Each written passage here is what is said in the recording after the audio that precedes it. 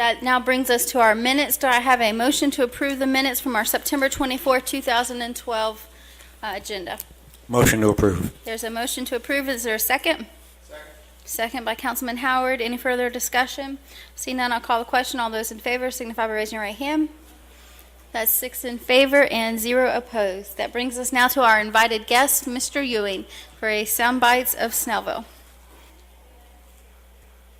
We should see if there's any history teachers still here.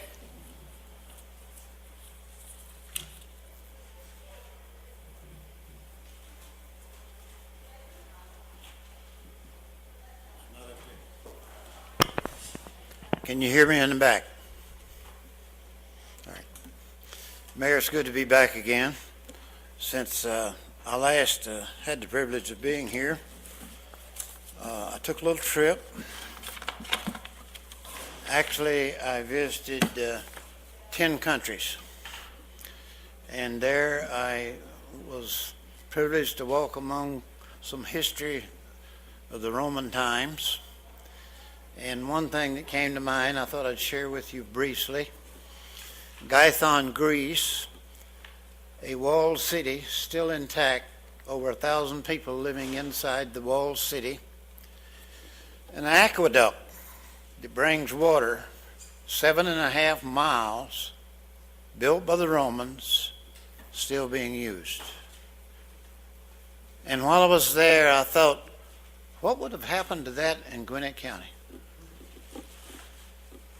They would have got a piece of heavy equipment, dug a big hole, pushed that booger over and buried those rocks and put in a piece of plastic. But I guess that's progress.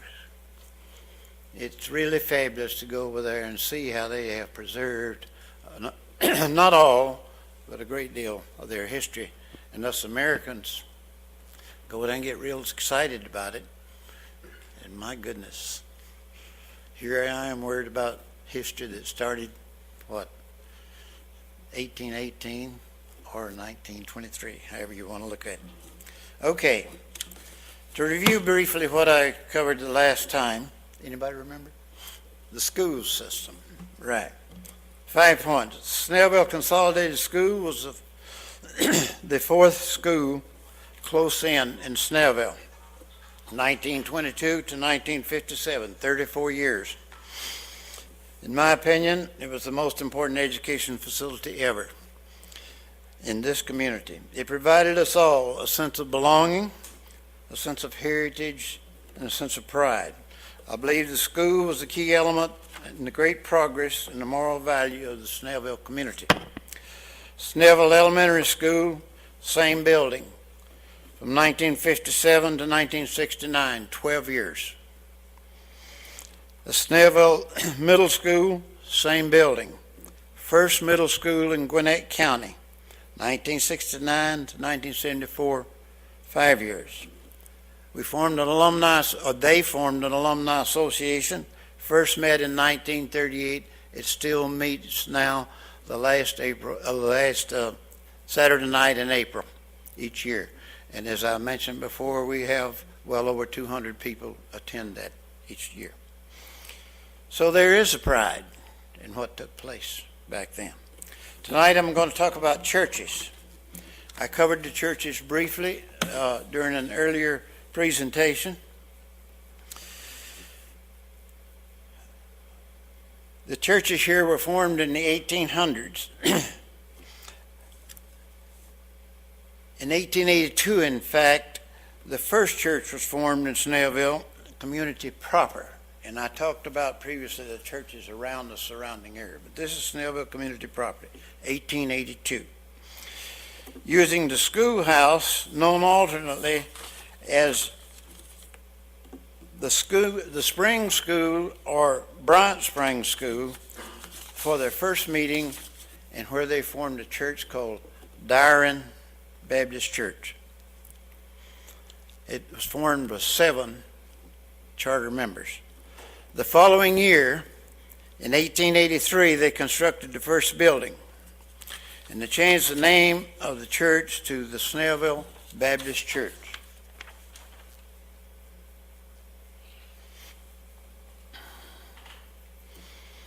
I'm seeming to be losing my place tonight. I don't know why.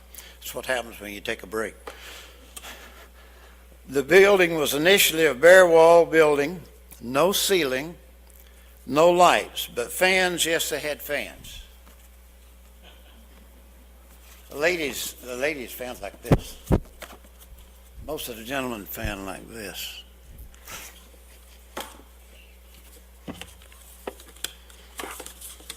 In the summertime, all the windows are open for service, and in the wintertime, the heating consisted of a single wood-burning heater. Land for the church was donated and deeded by the Harris family. We have a copy of the deed in the Snellville Historical Society. Later on, of course, the building was upgraded. A ceiling was added, and the interior walls were covered with the same wood as the ceiling, which we referred to here in this part of the country as beaded ceiling or beaded wall. Lights were added. First was the kerosene lamp, later electric lighting. Sometime along the way, the building was painted, and little else was done to that building until it was decided to replace it. I attended that church as a child. In those days, it was a foot-washing Baptist church, and that door you see on the back side of it, when the ceremony was over, they would just open the door and dash water out the door, as they did in all other local churches. In 1911, when Flanagan wrote his book on Gwinnett churches, he reported there was 166 current members. My connection with the church is not personal, but through family members. That same year, 1911, my great-grandfather and great-grandmother, Civil War era folk, were members. Also, I've had several uncles, aunts, cousins who were and still are members. One uncle was a pastor in that old building for several years. A new church or sanctuary was built using the pay-as-you-go plan beginning in 1947 when the foundation was laid. Completed in 1957 when the cornerstone was laid. And it looked like this. The facility would seat 400 people with 9 rooms for Sunday school and other church activities. There was indoor restrooms, a great advantage. A baptismal pool. At this time, it was reported there were 355 members. Groundbreaking for the new and present facilities was about 18 years later, 1975. Just stop to think from 1882 until that time, the first building lasted, and only 18 years from the time they built the second one, they started building again. That's how fast the community started to change. Think about that. The groundbreaking for the new and present facilities was 1975. Some of the projects are still a work in progress. It's no longer a church or a sanctuary. It's a multi-purpose complex.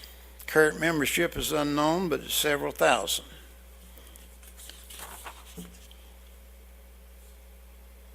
Oh, can't see that. It's just getting a silhouette. Sorry about that.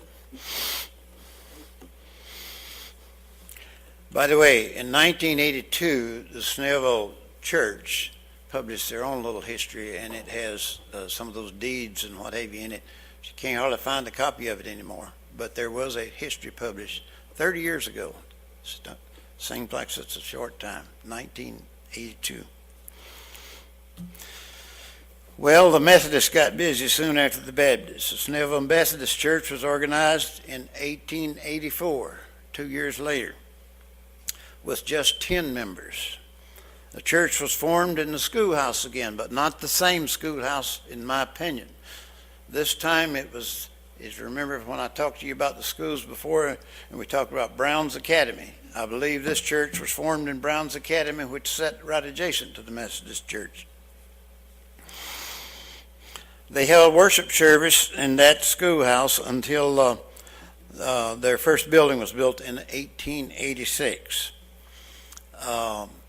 Mr. E.R. Snell, the original E.R. Snell, who was a first cousin of Mr. Tom Snellville, which the town was named after.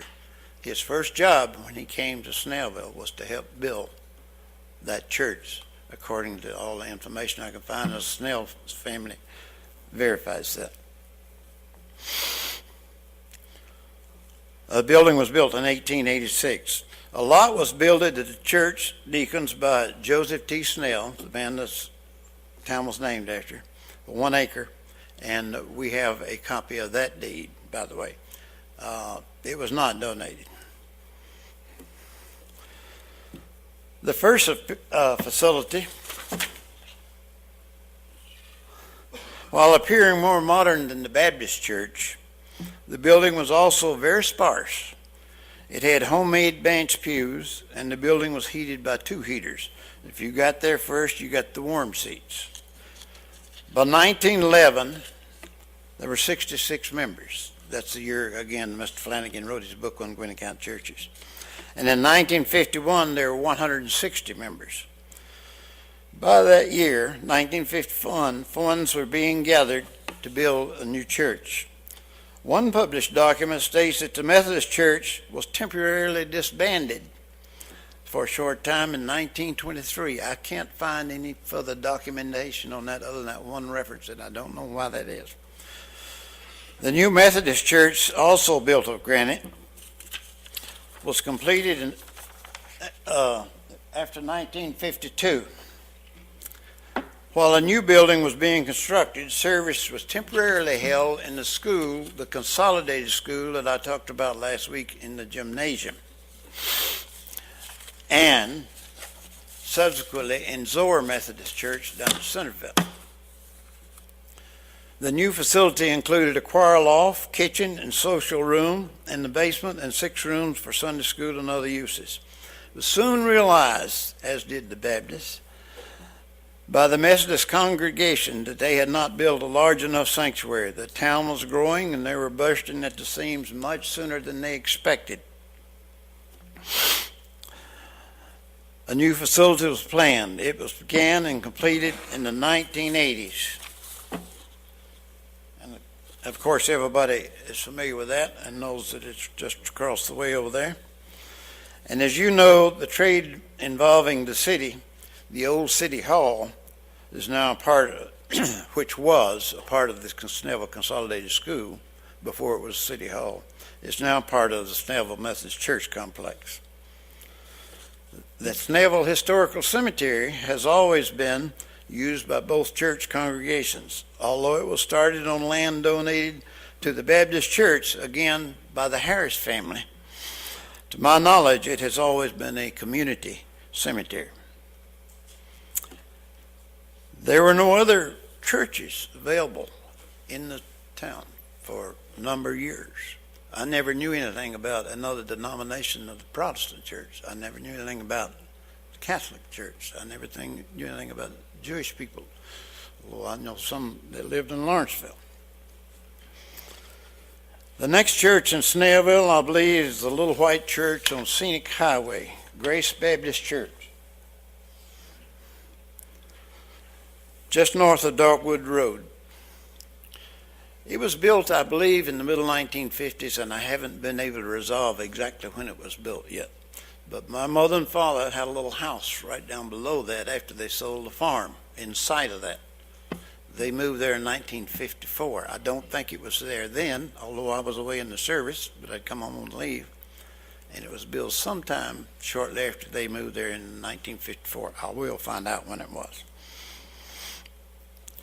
I believe the initial members for that church came from 3 Baptist churches, Mount Zion, Snellville, and Yellow River.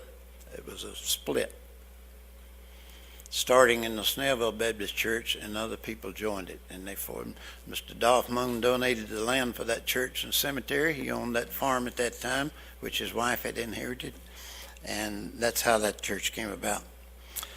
There are many churches in Snellville city and community now, representing many different denominations, providing a diverse choice for those looking for a place to worship. You're clearly no longer limited to the Snellville Baptist and Methodist churches, or those other churches that I mentioned to you that were built earlier in the surrounding communities such as Mount Zion, Bethany, and so forth. 4 points tonight.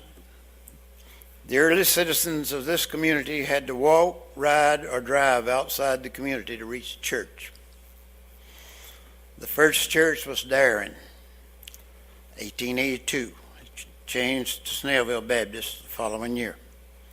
The second church was the Methodist Church, 1884. Both are still growing churches. Grace Baptist Church on Highway 124 was the beginning of breakaway churches, and many others soon follow. Anyone have any questions? No. Thank you, Mr. Ewing. Thank you. Thank you, sir.